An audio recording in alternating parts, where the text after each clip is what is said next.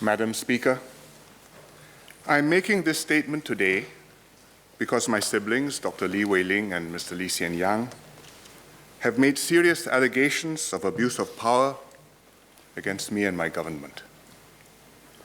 The allegations seem to concern primarily three matters. One, the setting up of the Ministerial Committee on 38 Oxley Road. Two, the deed of gift for some artifacts from the house that were to be displayed in an exhibition by the National Heritage Board. And three, accusations of nepotism over my wife and son, and accusations that I want my father's house kept standing to bolster my power. These allegations are entirely baseless, but they have already damaged Singapore's reputation, and unrebutted, they can affect Singaporeans' confidence in the government. I therefore have no choice but to address them promptly and publicly. I also have to do so in Parliament. Under the Constitution, the Prime Minister is the person who commands the confidence of the majority of the members of Parliament. As the PM, I have a duty to explain myself to MPs and to rebut in Parliament the allegations against me and my government. I know many Singaporeans are upset by this issue. They are tired of the subject and wish it would end. I too am upset that things have reached this state. As your Prime Minister, I deeply regret that this has happened and apologize to Singaporeans for this. As a son, I'm pained at the anguish that this strife would have caused my parents to feel if they were still alive. I intend to clear the air today to explain the matter fully and to answer all questions on the matter. I'm not here to make a case against my siblings. Parliament is not the place for that. What is private, I'll try to resolve privately, but what is public, I have to explain and render account. I stand by what I will say in this chamber. I shall be separately issuing whatever I say in this debate as a statement by me outside the House, which will not be covered by parliamentary privilege. To respond to these allegations of abuse of power, I will have to go into some background about 38 Oxley Road and the family discussions on the House, so that members can make sense of the allegations. But my account will inevitably be from my perspective, so I will try my best to be objective and factual. I will cover the discussions on 38 Oxley Road when Mr. Lee Kuan Yew was alive, what happened after Mr. Lee passed away, and then where the matter stands today. Madam Speaker, may I now ask the clerk to distribute handout 1 to members? Yes, please.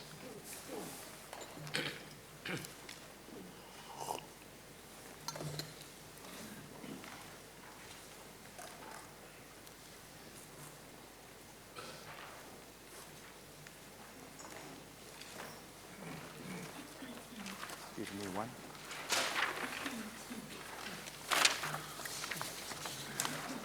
My father's wish, held for many years, is well known to all Singaporeans. He wanted the house at 38 Oxley Road to be demolished. After my mother died in 2010, my father wrote to Cabinet to put his position on the record. This is the first note you have in the bundle, which is dated 27th of October 2010. And it's a letter from Mr. Lee to Cabinet, and it reads, 38 Oxley Road. I've discussed this with my family many a time. They agreed with me that 38 Oxley Road should not be kept as a kind of relic for people to tramp through. Take photos of it or whatever else they want, but demolish it after I'm gone. I've seen too many places which are kept frozen in time. My most vivid memory is that of Nehru's final home, that of the British naval commander of the Indian Ocean Fleet in New Delhi. Actually, it was another British general's home, but you get the point. It was once a grand building Kept as a monument with people tramping in and out, it became shabby. It is not worth the restoration unless they restore it just for people to look at it. 38 Oxley Road has no merit as architecture, so please respect my wish to have it demolished when I'm no longer around. Cabinet noted his letter. A few months later, in January 2011, my father published a book, Hard Truths to Keep Singapore Going. In the book, the question of preserving his house came up. He said, I've told the cabinet, when I'm dead, demolish it. He explained again that he did not want the house to become a shambles. The cost of preservation would be high because the house was built over 100 years ago and had no foundation. If the house was demolished and planning rules could change, the value of the land as well as the surrounding plots would go up. However, after Hard Truths was published, there was a strong public pushback. Many Singaporeans did not agree with Mr. Lee. They wanted the house to be preserved. This was, after all, the house of Singapore's founding Prime Minister, where important political decisions were made that shaped the future of Singapore. We are a young nation, and what the house represents is of particular significance to our history and nationhood. So in March 2011, my father asked some newspaper editors for their views. All the editors replied that they would like it to be kept given its historical importance and heritage value. Guntur Sadali, then editor of Berita Harian, wrote to my father, I was personally shocked and sad when I first read about you saying that you wanted the house demolished after you are gone. The historical value of the house is priceless. If we demolish it, our next generations will regret it. We should avoid making this mistake. Mr. Lim Jim Kun, then editor of Lianhe Zaobao, suggested that the house be conserved and turned into a museum like the Sun Yat-sen Memorial Hall. These were not the answers my father hoped to get. My father then wanted to leave the decision to his children. But we told him that only he could decide. He then said his decision was to knock it down. I told him that in that case, he should tell the editors and put it on the record. And so he did. After the general election in May 2011, Mr. Lee retired from the cabinet. He then decided to put his views on the record again, and that is the second letter in the bundle you have, 20th of July, 2011. He wrote to cabinet to reiterate that he wanted the house knocked down. I read it. It says, I have previously written to cabinet that the house should be demolished. It has no foundations and is in poor condition. It is difficult to maintain if people start trampling through the house. Whenever there's piling in Cluny Road for new homes, hairline cracks begin to appear on the walls. So keeping the house is too hazardous and costly. I therefore repeat my wish to have the house demolished when I'm no longer alive. This is the letter which I referred to when I addressed Parliament on the 13th of April 2015 and said he expressed his wish that the house be knocked down. But I misspoke. I said it was December 2015. In fact, he wrote this on the 20th of July. Sorry, not 2015. I said December 2011. In fact, he wrote this on the 20th of July, 2011. When I saw this letter the next morning, that means 21st of July, 2011, I immediately invited Mr. Lee to make his case in person to cabinet. I thought that with his force of personality and conviction, meeting the ministers would give him the best chance to convince cabinet, as he had done so many times before. My father agreed to come. He met the cabinet that very afternoon. But the ministers were unanimous in expressing their opposition to knocking the house down. I was the only one who did not express a view because I was both the son and the PM, and therefore conflicted. After the meeting, my father continued to ponder over how to deal with the house. In fact, even before the cabinet meeting, he had been discussing with the family how to go about demolishing the house and redeveloping the site. We explored in the family all kinds of permutations to demolish the house and redevelop the site, maximize value. We discussed who to inherit the property, whether it should be one of the children, several of the children, whether to demolish the house before or after my father died, whether to donate the proceeds to charity after the site was redeveloped.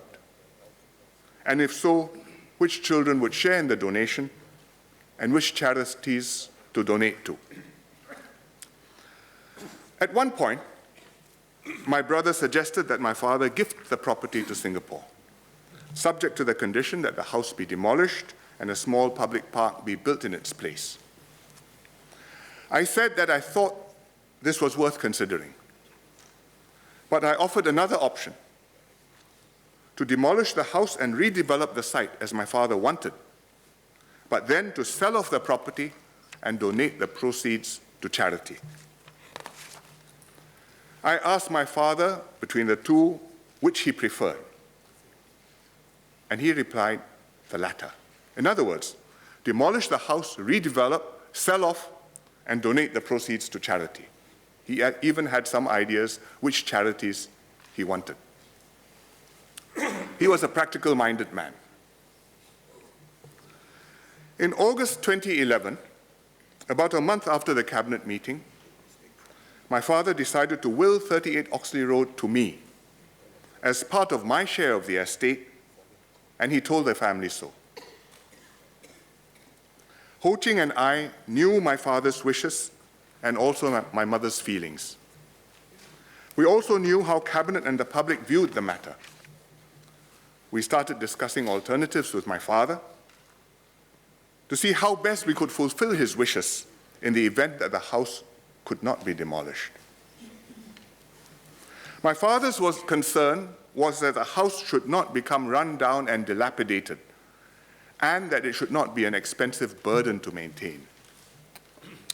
My late mother had a different concern: privacy. She felt strongly that her private living spaces should always remain private. She had been most distressed at the thought of people tramping through her personal spaces after she and my father passed away to gawk at how they had lived.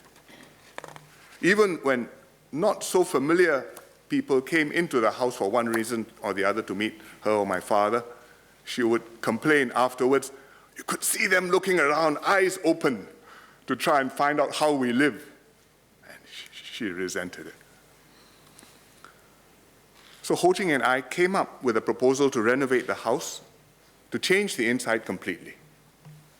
Demolish the private living spaces to preserve the privacy of the family. Keep the basement dining room, which was of historical significance. Strengthen the structure, which was decaying, and create a new and separate living area so that the house could be lived in. My father accepted this proposal. In December 2011, he told the family that it was best to redevelop 38 Oxley Road straight away after he died and do what we proposed. By redevelopment, he means remove the private spaces, renovate the house, but without knocking it down.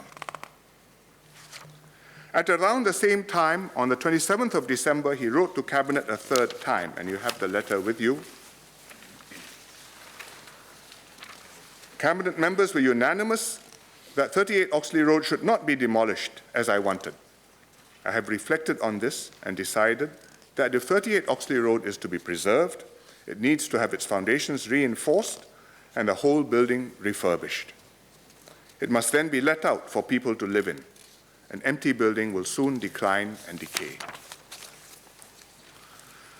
Ho Ching and I therefore proceeded along these lines.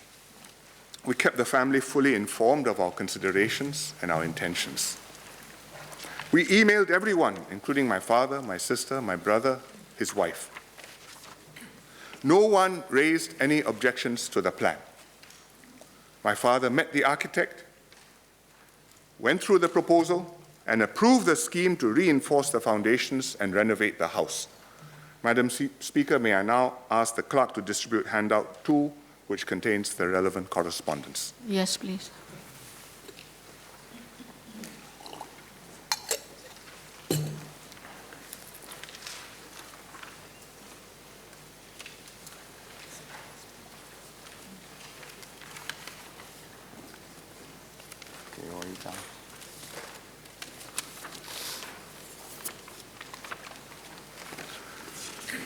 So you see the first page is my father's authorization letter to the architect to submit the development application.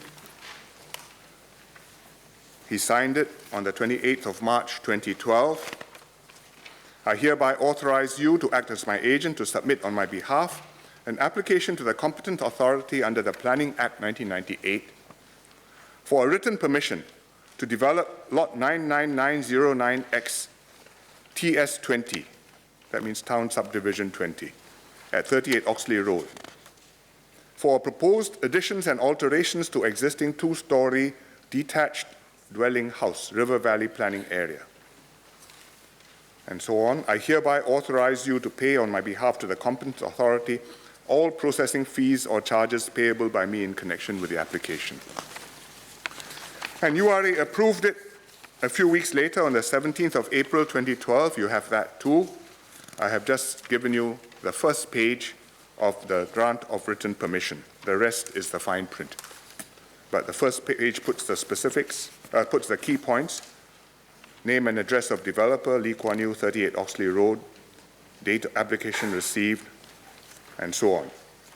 Particulars of decision: planning permission is granted under Section 14(4) of the Planning Act for the application referred to. Details are set out in Part 3, subject to conditions in Part 4, additional notes in Part 5. As far as I knew, that was how the family had settled the matter.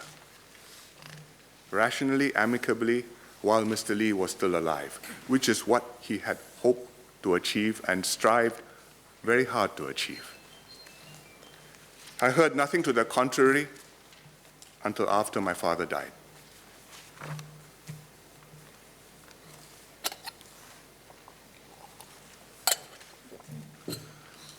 My father passed away on the 23rd of March 2015. On the 12th of April 2015, 3 weeks later, his last will was formally read to me and my two siblings. 38 Oxley Road was given to me. The demolition clause was in the will. And Madam Speaker, may I now ask the clerk to distribute handout 3, which is the demolition clause. Yes, please.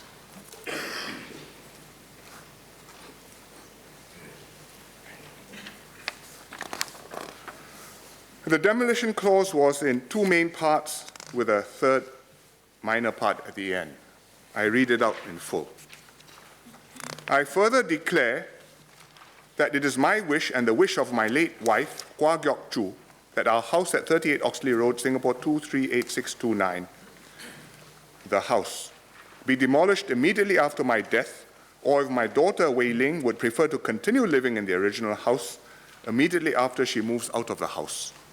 I would ask each of my children to ensure our wishes with respect to the demolition of the house be carried out. If our children are unable to demolish the house as a result of any changes in the laws, rules, or regulations binding them, it is my wish that the house never be open to others except my children, their families, and descendants. My view on this has been made public before and remains unchanged. My statement of wishes in this paragraph 7 may be publicly disclosed, notwithstanding that the rest of my will is private. This whole thing is one paragraph 7, but I've broken it up so you can see the different sections. The following day, I had to speak in Parliament on how we would honor Mr. Lee Kuan Yew. The question of 38 Oxley Road was bound to come up. There were already suggestions from the public on what to do with the house, including turning it into a museum and a memorial. I was personally in a difficult position because I was both Mr. Lee's son and the Prime Minister. So at the reading of the will, I discussed with my siblings what I could say about the house in Parliament. There was a difference of views. Hsien Loong, for the first time, objected to the renovation plans that my father had approved. He wanted the house to be knocked down immediately. This was a complete surprise to me. I pointed out that his position now was different from what the family had discussed and agreed upon.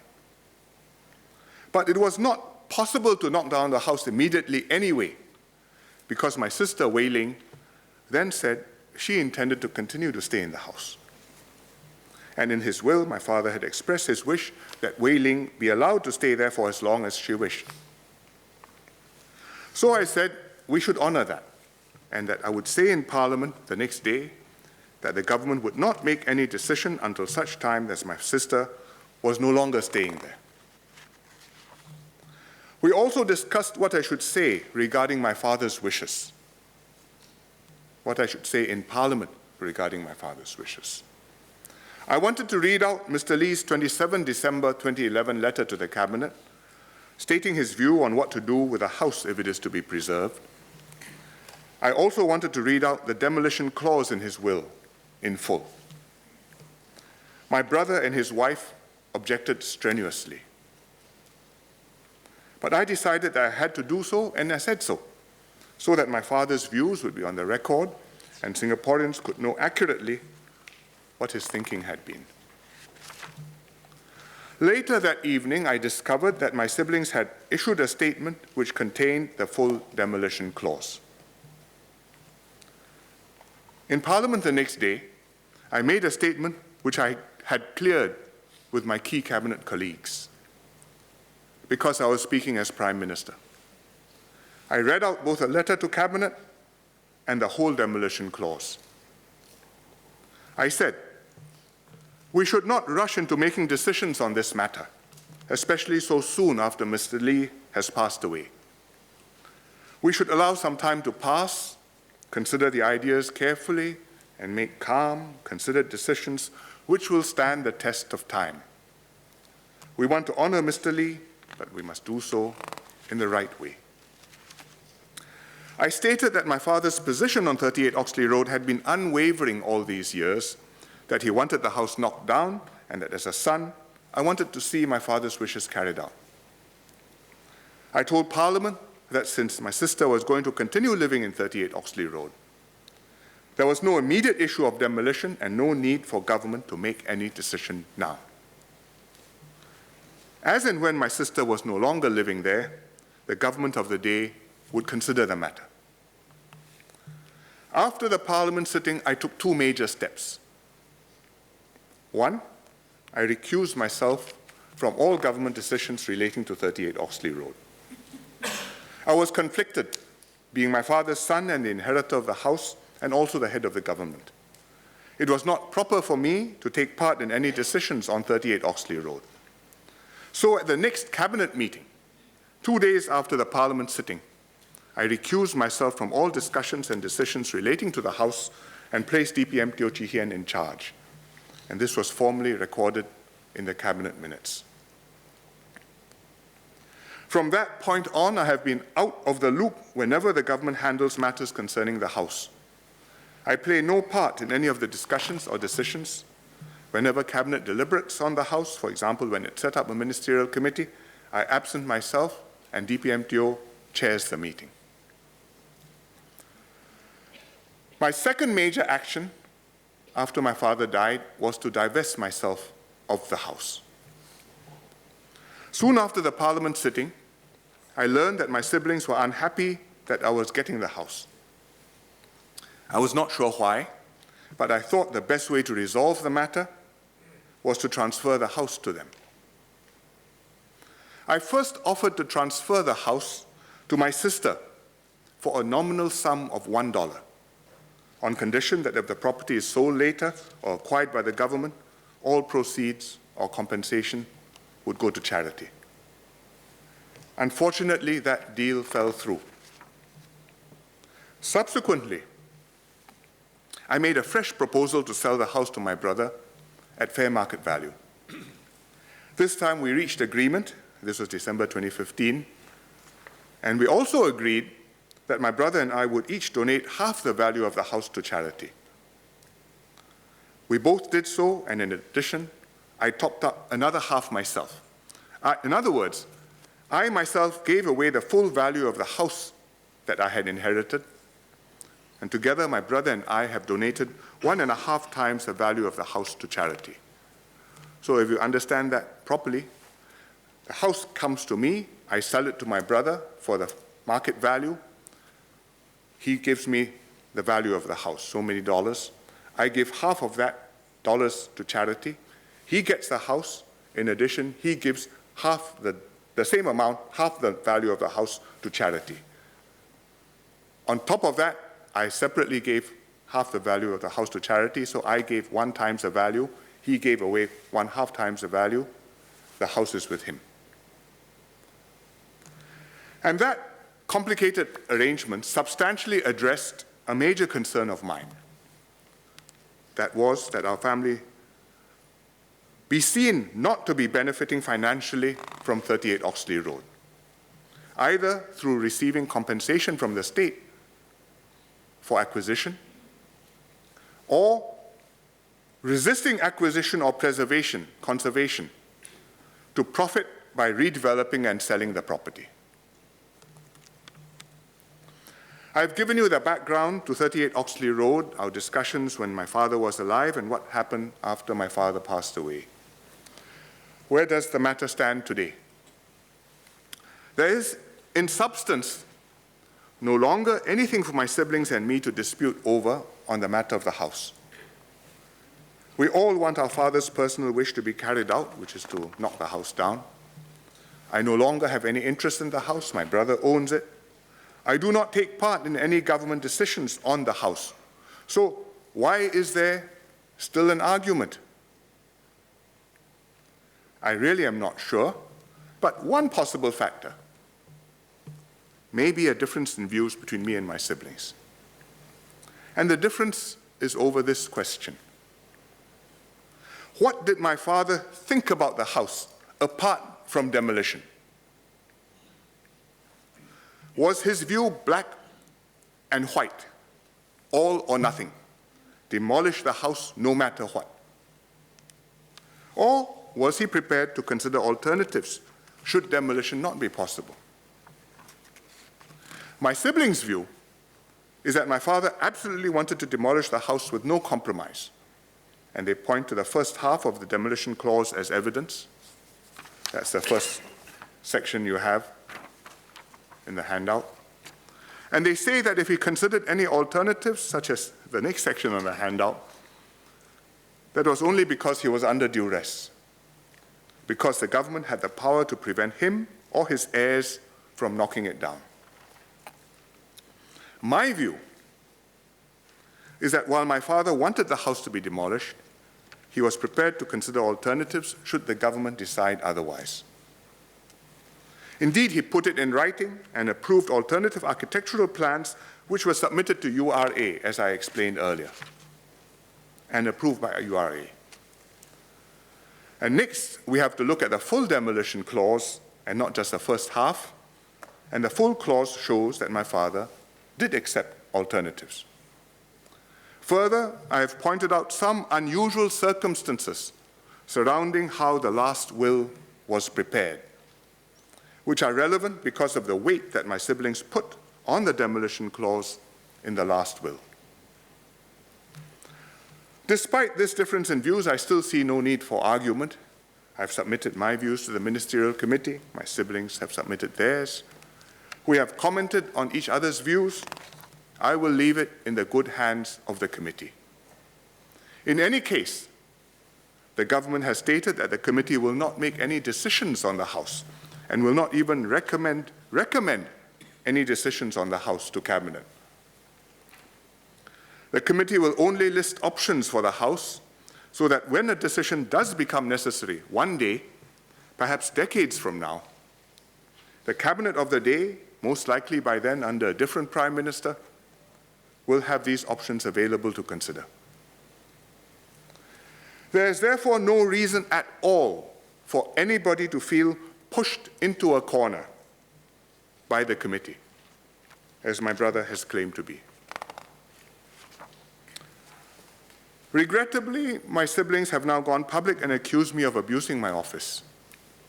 There are very few specifics in their charges, but because their father is Mr. Lee Kuan Yew, their accusations gain some credibility, and I have to take their charges seriously,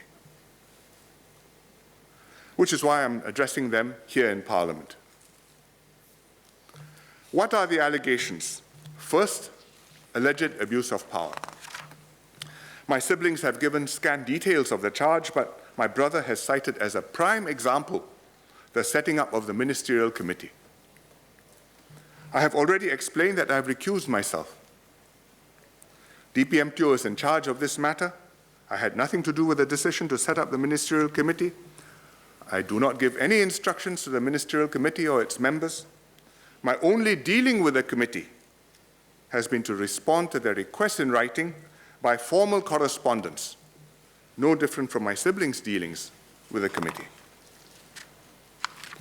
And this is the right and proper way to handle a conflict of interest. My siblings argue that even though I have recused myself, the ministers are my subordinates, and therefore the Ministerial Committee cannot be independent from me. In fact, they say this of Parliament itself. And this cannot be right, because if the ministers are subordinate and can't be independent, the Ministerial Committee cannot be independent, then the Cabinet minus me cannot be independent, the government minus me cannot be independent. What is the process for dealing with a matter concerning the Prime Minister's personal matters? But the process which we have embarked on, me recusing myself and the Cabinet minus me dealing with the matter, is the standard way, the standard practice for a person facing a potential conflict of interest. He takes himself out from handling the matter. He doesn't participate in making any decisions about it. He lets somebody else deal with it. It could be his deputy, it could be some other senior colleague, it could be the rest of the Cabinet, as in this case. And this is exactly what I have done in the case of 38 Oxley Road. I myself do not deal with the matter at all. I take no part in the discussions or decisions concerning the House. DPM Teo is in full charge. Ministers and officials report to and take directions from DPM Teo on all 38 Oxley Road matters. Suppose instead that I had decided as PM to knock down the House and had pushed that decision through without allowing the government to consider the alternatives, weigh the considerations, and go through due process, just because it was what my father wanted. That would have been a real abuse of power. That would have gone against the whole system of rules and values that Mr. Lee Kuan Yew spent his whole life upholding and building up.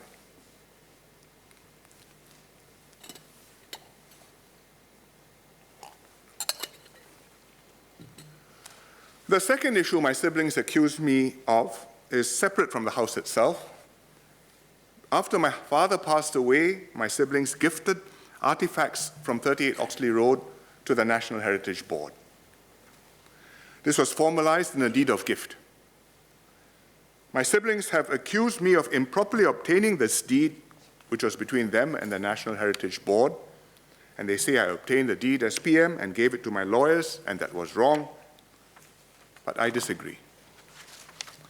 The deed was signed by my sister and brother, who were acting for my father's estate. I was one of the beneficiaries of the estate. I was entitled to be consulted by my siblings before they did this, but I was not consulted. In June 2015, Minister Lawrence Wong updated me on a major SG50 exhibition on our founding fathers. And he told me the exhibition included artifacts from Oxley Road and described the conditions attached to the gift. Subsequently, he gave me the deed, which I had not seen before. As Prime Minister, I had every right to see it. After reading the deed, I became very concerned over what NHB had agreed to. The terms were onerous and unreasonable to NHB. For example, whenever NHB displayed the items, it also had to display them with the first half of the demolition clause. But only the first half, which said Mr. Lee wanted the house knocked down, and not the second half of the clause, which stated what Mr. Lee wanted done if the house could not be knocked down. And this partial, selective disclosure would mislead the public on Mr. Lee's intentions. Furthermore, my siblings had announced publicly that this was a gift. But in fact, they had set conditions in the fine print. If any time the terms of the deed were breached, my siblings could immediately take back all the items for $1. Therefore, this was not a gift at all. They had misled the public. Mr. and Mrs. Lee Kuan Yew had gifted many items to NHB during their lives, and they had never imposed any conditions on their gifts remotely like these. What Li Wei Ling and Lee Hsien Loong had imposed on NHB was wrong. Discovering all this as Prime Minister, I had to act. Otherwise, people might wrongly think I was party to this. It's nonsensical to say that because I saw the deed in my official capacity, I could not raise the matter with a family member. If I come across anyone doing something wrong, even family, maybe especially family, it is my duty to put a stop to it and set them right if I can. In the same way, if any minister discovers in the course of his official work that a family member is dealing improperly with some government agency or seeking to take advantage of the government, surely the minister must take this up with a family member and get him or her to stop. That's what the Code of Conduct is for. This is expected of anyone in a public position, especially me as Prime Minister. I therefore wrote to my siblings through lawyers to object to what they had done. And on the government side, I told Lawrence Wong to take instructions from DPM Teo Chee Hean on this matter.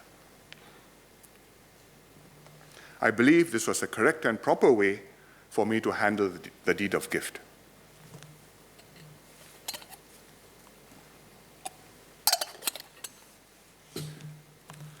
Third, my siblings have made allegations about nepotism concerning my wife and son, Hong Yi, and that I want 38 Oxley Road kept standing in order to inherit my father's credibility and bolster my standing. Hong Yi, my son, has publicly said he's not interested in politics, nor have I pushed him to enter politics. My wife, Ho Ching, is CEO of Temasek Holdings. As CEO, she reports to the board chaired by Mr. Lim Boon Heng. As a company, Temasek Holdings answers to its shareholder, the Ministry of Finance, under Minister Heng Swee Keat. I have every confidence that both Mr. Lim Boon Heng and Minister Heng Swee Keat understand the meaning of good, proper corporate governance. It is the Temasek board which appoints the CEO, and the appointment has to be confirmed by the President, who is advised by the Council of Presidential Advisors. If Ho Ching ever behaves improperly, I have no doubt that the Temasek board, the President, and the CPA know what their duty is. Regarding the House and how its continued existence enhances my aura as Prime Minister, if I needed such magic properties to bolster my standing after 13 years as a Prime Minister, I must be in a pretty sad state. And if Singaporeans believe that such magic works in Singapore, I think Singapore will be in an even sadder state. Now, Madam Speaker, may I have your permission to say some words in Mandarin? Yes, please. 议长女士，今天我是以沉痛的心情来到国会发表这篇声明，解释我的立场，向国会议员和新加坡人民交代。过去几个星期，我与弟弟妹妹之间的家庭纠纷展露在公众面前，让许多新加坡人感到非常不安。大家都觉得家庭失和已经很不幸，更不幸的是李光耀先生一辈子辛辛苦苦建立起来的精神资产，可能一夜之间就被毁了。而这种精神资产是无价的。大家因此希望我们大事化小，尽快结束这场无谓的争吵。大家的这种感受我完全理解。其实我何尝不想大事化小，让纠纷平息下来。然而，我的弟妹的联合声明谈论的不仅是家事，他们还刻意重伤我的人格，败坏政府的声誉，影响了人民对政府的信任。我不得不做出回应，驳斥这些毫无根据的指责。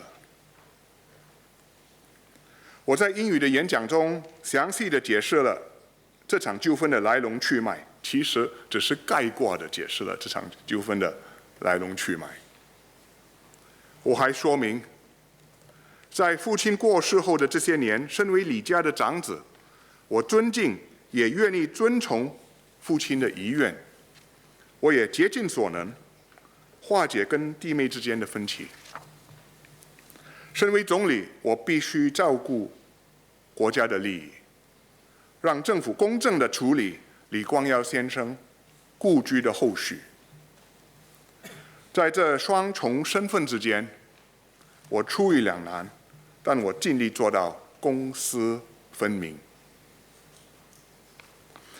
身为政府领导人，我在处理这件事的时候，让自己完全置身事外，把家事和公事分得清楚。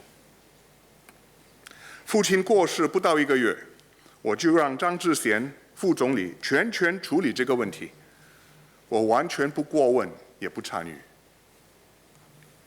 每当内阁讨论故居的事项，包括成立部长委员会，我都刻意回避，不出席也不参加他们的讨论。作为家中的长子，我有责任维护父母的家庭的名誉。我的父亲遗嘱中把Oxley路的房屋留给我，后来我发现这让弟妹很不满。为了安抚他们，我向他们提议，由我将房子转让给妹妹，代价是象征性的1块钱。很可惜，他们没接受这个建议。过后，我把房子转卖给弟弟，并且将我卖屋所得全部捐给慈善。我不想从这个房子获得任何金钱上的利益。我原本以为我放弃了房子的权益，置身事外，能够让我的弟妹感到满意。我万万没想到，他们会不顾家庭的声誉，将家庭纠纷公诸于世，并且对我做人身攻击，对政府做毫无根据的指责。作为哥哥，我真的不知道自己还该做些什么，还能做些什么。但是作为总理，我知道我不能够为了息事宁人，而对他们的指责置之不理，因为这些指责损害了人民对政府的信任，也影响了新加坡的国际形象。因此，我必须在国会澄清事实，说明真相，表达我和我的团队捍卫清廉政治和依法办事的决心。国会是议论国事的庄严场所，议员可以自由地在这里向政府问责，做出批判。李光耀先生也曾经面对同样的局面。多年前，我们父子2人曾经因为购买私人房地产而招惹一些非议，使政府的信誉受到质疑。当时吴作栋先生是总理，他的政府要求我和我父亲到国会向人民清楚交代，接受议员的一切质询。那一场国会辩论化解了人民对政府的疑虑，使到政府能够继续获得人民的信任。今天我要坦坦荡荡地接受议员的质询、问责，这当然包括反对党议员。我一定要把事情说清楚，以消除任何疑惑。我们的家事关系到情绪的问题，很难得到圆满的解决。不过，我还是希望有朝一日我们能够和解。但国事为先，我必须维持人民对政府的信任，向人民保证，这还是一个清廉有效、大公无私的政府，因为这是新加坡赖以生存的最宝贵的资产。对于这场家庭纠纷所引起的困扰、混淆和不安，我再次向大家道歉。我希望这次的国会辩论将有助于平息这场不幸的风波。我和我的领导团队会继续全力以赴，为大家服务。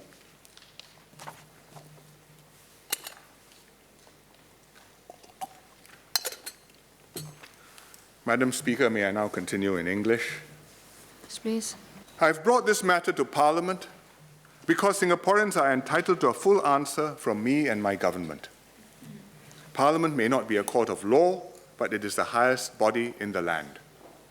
It is also where my government and I are accountable to MPs and to the people of Singapore. Many people have asked me why I'm not taking legal action to challenge the will, or sue for defamation, or take some other legal action to put a stop to this and clear my name.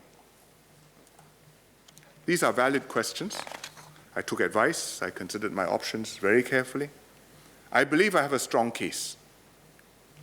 In normal circumstances, in fact, in any other imaginable circumstance than this, I would have sued immediately.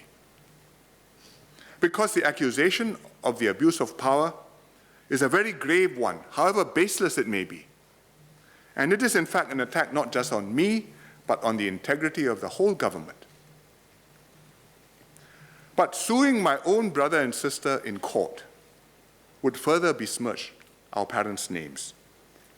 At the end of the day, we are brother and sister, and we are all our parents' children. It would also drag out the process for years and cause more distraction and distress to Singaporeans. Therefore, fighting this out in court cannot be my preferred choice. Every family will understand that family disputes do happen, but they're not something to flaunt in public.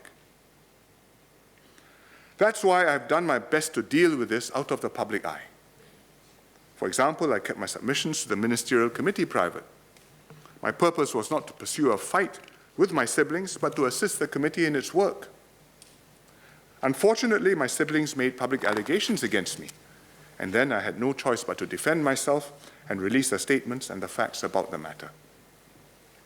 I stand by the statements I have published, but I really don't want to go further if I can help it. Today, I'm making this statement in Parliament to account to members and to Singaporeans and to deal with this issue expeditiously so that Singaporeans can understand what it is all about and we can put the matter to rest, I hope, once and for all. DPM Teo will be making a ministerial statement after me. He will explain his and the government's actions and decisions on this matter. Other relevant ministers will speak too. I invite members to raise all questions, suspicions, or doubts directly in this chamber with me and my team. I've seen the questions filed by the Workers' Party MPs. It's striking that the questions are general and concern broad principles and rules.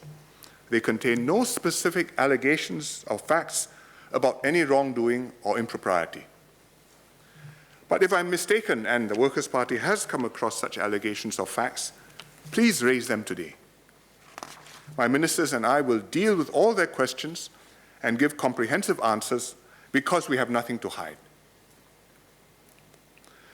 I have told the PMPs that I'm lifting the party whip.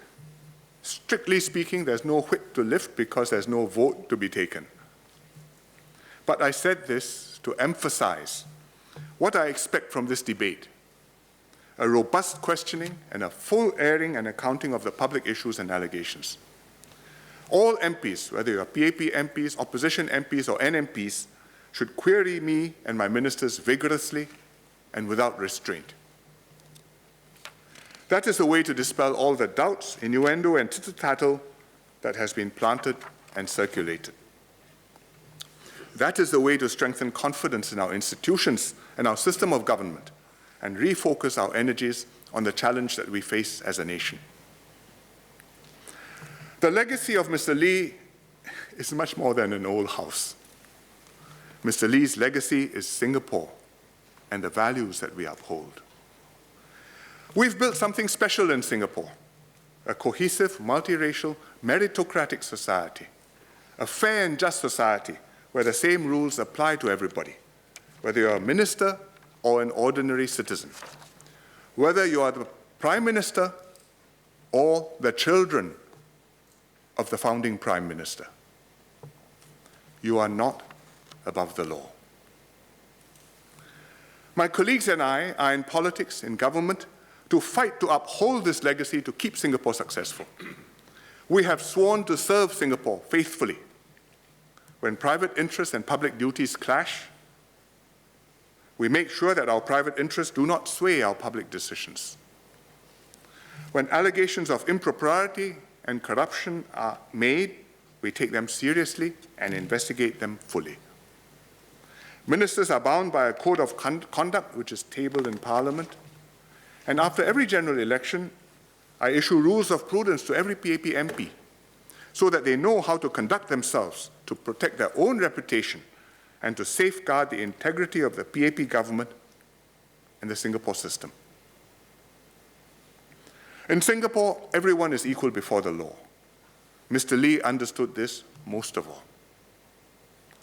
When the dust has settled on this unhappy episode, people must know that the government in Singapore operates transparently, impartially, and properly. That in Singapore, even Mr. Lee's house and Mr. Lee's wishes are subject to the rule of law. That the government he built is able to withstand intense and sustained attacks on its reputation and integrity and emerge not just untainted, but in fact strengthened. This is the house that Mr. Lee built, not 38 Oxley Road. When Mr. Lee was asked what were the most important things to him in life, he said, "My family and my country." It pains me that this episode has put both under a cloud and done damage to Singapore. I hope one day I'll be able to resolve the unhappiness within the family. But today I stand here before you to answer your questions, clear any doubts, and show you that you have every reason to maintain your trust in me and my government.